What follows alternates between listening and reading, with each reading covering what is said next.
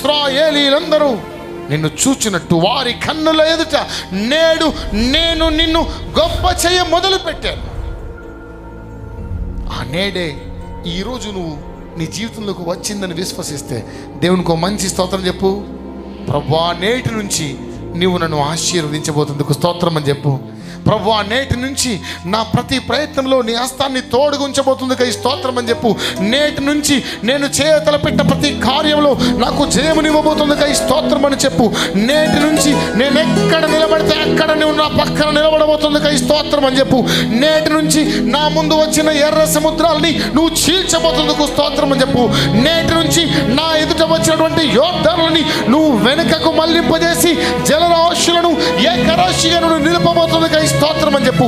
నేటి నుంచి నా ఎదుట నిలిచిన గోలియాతులను నువ్వు పడగొట్టబోతుందిగా స్తోత్రం అని చెప్పు.